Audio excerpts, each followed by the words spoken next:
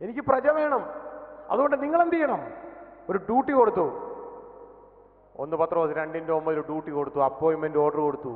നിങ്ങളോ അന്ധകാരത്തിൽ നിന്ന് തൻ്റെ അത്ഭുത പ്രകാശത്തിലേക്ക് വിളിച്ചവന്റെ, ആരാ വിളിച്ചേ? യേശു വിളിച്ചവന്റെ സൽഗുണങ്ങളെ നിങ്ങൾ പോയി അറിയിക്കണം, ലോകത്തോട് അറിയിക്കണം. എന്നിട്ട് പറയണോ, ഞങ്ങൾക്ക് യേശു എന്നൊരു രാജാവുണ്ട്, നിനക്ക് നിത്യജീവൻ തരും, നിന്റെ രോഗത്തെ സൗഖ്യമാക്കും, നിന്റെ വിഷയങ്ങൾക്ക് പരിഹാരം തരും, യേശു നിനക്ക് നിത്യജീവൻ തരും എന്ന് പറഞ്ഞ് ആ യേശുവിൻ്റെ സൽഗുണങ്ങളെ പോയി നാം അറിയിച്ചിട്ട് ആ വ്യക്തിയെയും കൂടെ യേശുവിൻ്റെ രാജ്യത്തിലെ പൗരനാക്കണം. മനസ്സിലായോ? അപ്പൊ എന്ത് കൂടും? പ്രജകളുടെ എണ്ണം കൂടും. ആ പ്രജകളുടെ എണ്ണം കൂടി കൂടി കൂടി കൂടി ജാതികളുടെ പൂർണ്ണസംഖ്യ തികയും. മനസ്സിലായോ?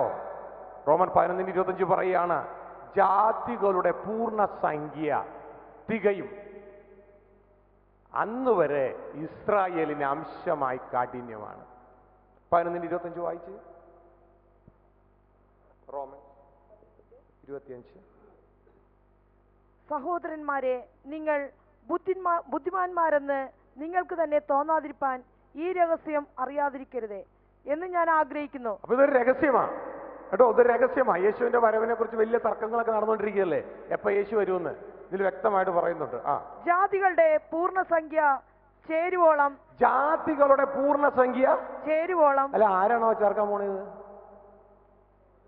യേശു ഇറങ്ങി വരും ഇനിയും. പിന്നെ ആര് ചേർക്കണം?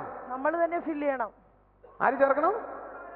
നമ്മൾ ഓരോരുത്തരും വേണം അത് ചേർക്കുവാൻ. ജാതികളുടെ പൂർണ്ണസംഖ്യ തികയുവോളം ഇസ്രായേലിനെ അംശമായി കാഠിന്യം ഭവിച്ചിരിക്കുന്നു. ഇപ്പൊ ഇസ്രായേലിനെ കാഠിന്യം ഭവിച്ചിരിക്കുക. ഒരിക്കലും എൻ്റെ ഒരു സ്നേഹിതൻ, മസ്കറ്റിലുള്ള ഒരു സ്നേഹിതൻ ഒരു ജൂവിനെ കണ്ടു. അദ്ദേഹം സ്റ്റേറ്റ്സിൽ പോയപ്പോൾ ഒരു ജൂവിനെ കണ്ടു. അവരോട് യേശുവിനെ കുറിച്ച് ആ ജൂവിനോട് പറഞ്ഞപ്പോൾ അദ്ദേഹം വളരെ മോശമായിട്ട് സംസാരിച്ചു. വളരെ മോശമായിട്ട് യേശുവിനെ കുറിച്ച് സംസാരിച്ചു. അപ്പോൾ ഇദ്ദേഹം ചോദിച്ചു, നിങ്ങളല്ലേ തെരഞ്ഞെടുക്കപ്പെട്ടവരെ, നിങ്ങളിങ്ങനെ നിശ്ചിച്ച നരകത്തിൽ പോകില്ലേ? പോട്ടെ. കാരണം അത്രത്തോളം അവരുടെ ഹൃദയം കാഠിന്യമായിരിക്കുകയാണ്. ജാതികളുടെ പൂർണ്ണസംഖ്യ തികയോളം ഇസ്രായേലിന് അംശമായി കാഠിന്യം ഭവിച്ചിരിക്കുകയാണ്.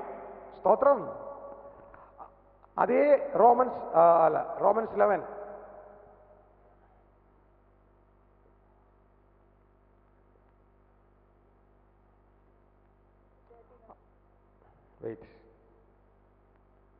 അതിന്റെ 15 വായിച്ചു.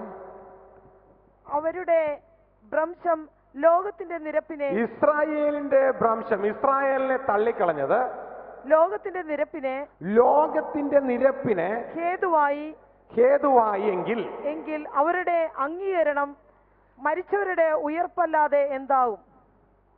കരങ്ങളെടുത്ത് കർത്താവിനെ സ്തോത്രം ചെയ്തേ. ഒന്നുകൂടി സ്തോത്രം പറഞ്ഞു, നിർത്തല്ല, കുറച്ച് ഒരൽപ്പം കൂടെ.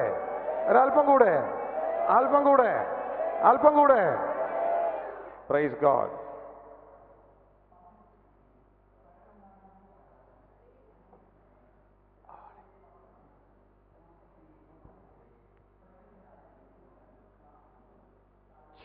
സ്തോത്രം. ഹല്ലേലൂയ. നമ്മൾ ആദ്യം വായിച്ച വചനം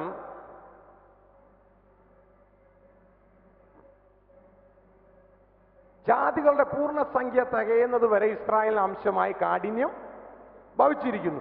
ഇത് അതിനോട് ലിങ്ക് ചെയ്ത് വീണ്ടും പറയുകയാണ്, ഇസ്രായേലിനെ തള്ളിക്കളഞ്ഞപ്പോഴാണ് ലോകത്തെ ജാതികളെ സ്വീകരിക്കാനായിട്ട് തുടങ്ങിയത്.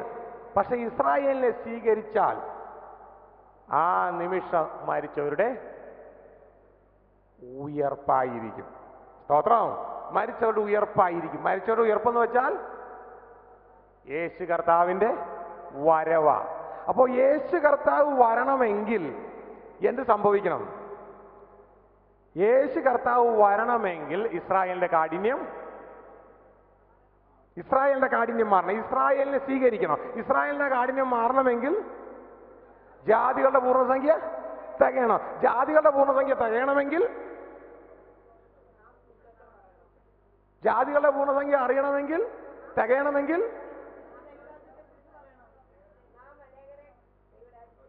കർത്താവ് വരുന്ന പാട്ട് പാടിക്കൊണ്ടിരുന്നാൽ മതിയോ? പാട്ട് പാടിയാ വരുമോ? അപ്പോ നമ്മൾ ഈ ദൈവരാജ്യത്തെ മറ്റുള്ളവരോട് അറിയിക്കണം. എങ്കിൽ അവർ ദൈവരാജ്യത്തിലേക്ക് കടന്നു വരുമ്പോഴാണ് ജാതികളുടെ പൂർണ്ണസംഖ്യ തികയുന്നത്. അങ്ങനെ ജാതികളുടെ പൂർണ്ണസംഖ്യ തികയുമ്പോഴാണ് ഇസ്രായേലിന്റെ കാഠിന്യം മാറുന്നത്. ഇസ്രായേലിന്റെ കാഠിന്യം മാറുന്നതാണ് മരിച്ചവരുടെ പുനരുദ്ധാനം. ഈ മരിച്ചവരുടെ പുനരുദ്ധാനമാണ് കർത്താവിന്റെ വരവ്. അപ്പൊ കർത്താവിന്റെ വരവ് സാധ്യമാക്കുന്നത് ആരാ? നമ്മൾ ഓരോരുത്തരുമാണ് കർത്താവിന്റെ വരവ് സാധ്യമാക്കുന്നത്. മനസ്സിലായോ?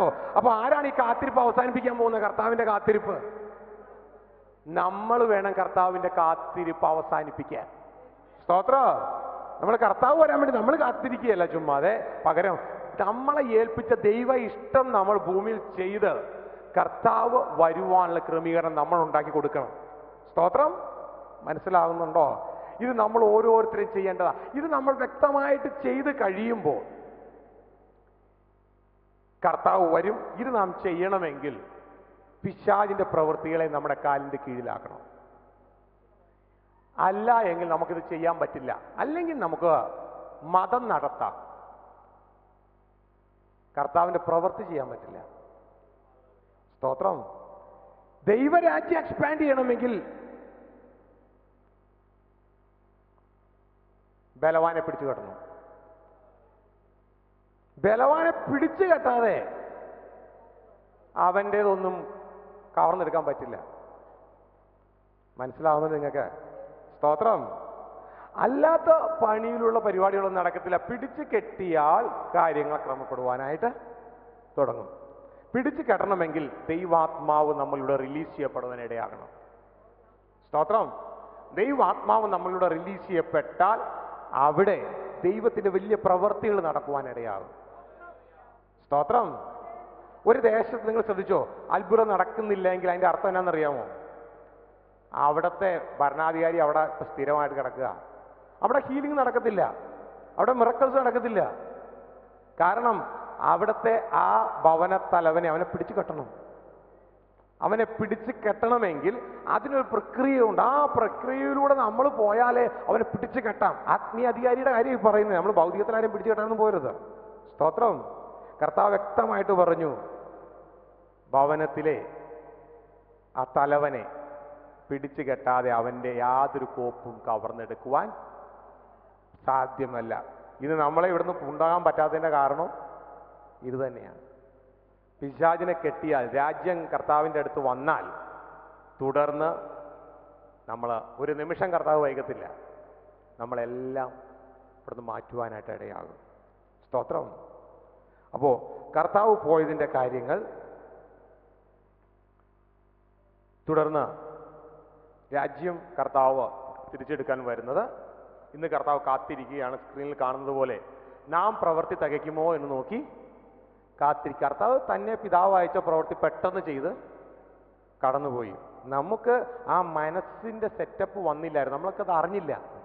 നമ്മൾ കേട്ടത് ദൈവരാജ്യത്തെക്കുറിച്ചൊന്നുമല്ല, നമ്മൾ കേട്ടത് വേറെ കുറേ കാര്യങ്ങളെക്കുറിച്ച്. കർത്താവ് ഇപ്പം നിന്നെ വിടുവിക്കും, വാലില്ലാതെ തലയാക്കും, അങ്ങനെയുള്ള കുറേ കാര്യങ്ങൾ നമ്മൾ കേട്ടു. നമ്മുടെ മനസ്സിന് അതാണ് താല്പര്യവും. കാരണം നമ്മളുടെ ചിന്തകൾ നമ്മുടെ ശത്രുവാണെന്ന് നമ്മൾ ഇതുവരെയും മനസ്സിലാക്കിയിട്ടില്ല. കർത്താവ് വീണ്ടും വീണ്ടും റിപ്പീറ്റ് ചെയ്യാൻ തുടങ്ങി, നീ എന്നെ അനുഗമിക്കണമെങ്കിൽ നിന്റെ സ്വയത്തെ ത്യജിച്ചേ പറ്റത്തുള്ളൂ.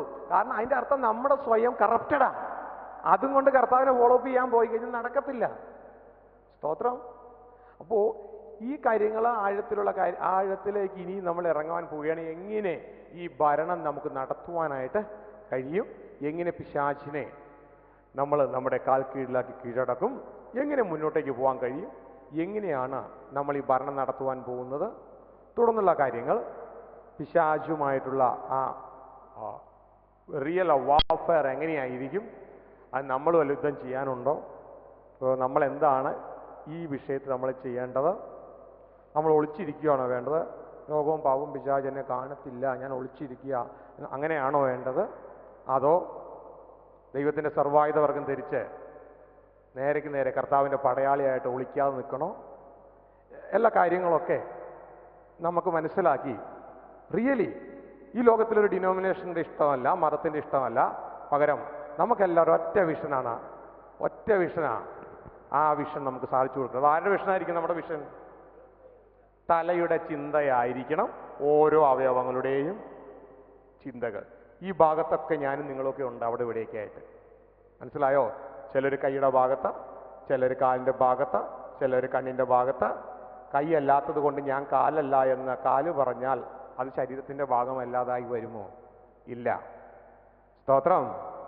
ഇന്നത്തെ രീതിയിലല്ല, ഐക്യതയോടെ ഒറ്റ ചിന്തയാണ്. ദൈവരാജ്യത്തിനെ സംബന്ധിച്ച് ഒരൊറ്റ വിഷനേ ഉള്ളൂ, കർത്താവിനെ സംബന്ധിച്ച് ഒറ്റ വിഷനേ ഉള്ളൂ. പക്ഷെ മതങ്ങളെ സംബന്ധിച്ച്, ഡിനോമിനേഷൻ സംബന്ധിച്ച് പല വിഷനുകളാണ്. സ്തോത്രം. എല്ലാം ഒറ്റ ലക്ഷ്യത്തിലേക്ക്, കർത്താവിൻ്റെ ലക്ഷ്യത്തിലേക്ക് നമ്മൾ എങ്ങനെ കടന്നു വരണം? സ്തോത്രം. എന്നിട്ട് അത് സാധിച്ചു കൊടുക്കണം, കർത്താവിന് അത് സാധിച്ചു കൊടുക്കണം. സ്തോത്രം. അത് എങ്ങനെ പറ്റും? അത് ട്രെയിനിങ് ഇല്ലാണ്ട് പറ്റില്ല. We need kingdom training. കർത്താവ് 40 ദിവസത്തോളം എന്താ ചെയ്തേ? കിങ്ഡം ട്രെയിനിങ് കൊടുത്തേ. സ്തോത്രം. ദൈവരാജ്യത്തെക്കുറിച്ചുള്ള കാര്യങ്ങൾ പഠിപ്പിക്കുകയാണ് ചെയ്തേ. സ്തോത്രം. മനസ്സിലായോ? കർത്താവ് അത്തിയെ കരിച്ചു തന്നിനാ. Kingdom training. മനസ്സിലായെന്നുണ്ടോ? സ്തോത്രം. കർത്താവ് വെള്ളത്തിന് മുകളിൽ നടന്നു തന്നിനാ. Kingdom training. സ്തോത്രം.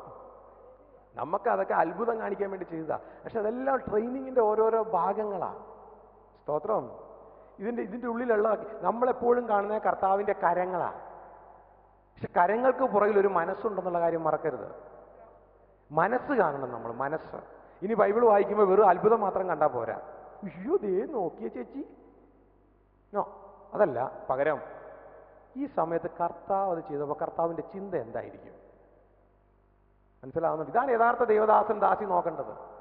കർത്താവിന്റെ ചിന്ത എന്തായിരിക്കും? ദൈവസന്നിധിയിൽ ഇരിക്കുക, കർത്താവോട് കർത്താവ് എനിക്കൊന്ന് പറഞ്ഞു തരുമോ? ഇവരോട് ചോദിച്ചിട്ട് കാര്യമില്ല കേട്ടോ, തെറ്റിപ്പോവും. കർത്താവെ എനിക്കൊന്ന് പറഞ്ഞു തരുമോ? താഴ്മയോടെ ഇരിക്കെ നമ്മുടെ ഹൃദയം കാണുന്ന കർത്താവ് നമുക്കത് തുറന്നു തരുവാനിടയാകും. സ്തോത്രം. ഹല്ലേലൂയ. നമ്മൾ ലാസ്റ്റ് സെക്ഷനിലെ കുറേ റെഗുലർ ചോദ്യങ്ങൾക്ക്, അതായത് ഓരോ സ്ഥലത്ത് ചെല്ലുമ്പോൾ സ്കൂളിലെ സ്റ്റുഡൻസ്, ദേവദാസന്മാരൊക്കെ ചോദിക്കും ചില ചോദ്യങ്ങൾക്ക് ഉത്തരം ലാസ്റ്റ് സെക്ഷനിൽ നമ്മൾ ഉണ്ടാകും.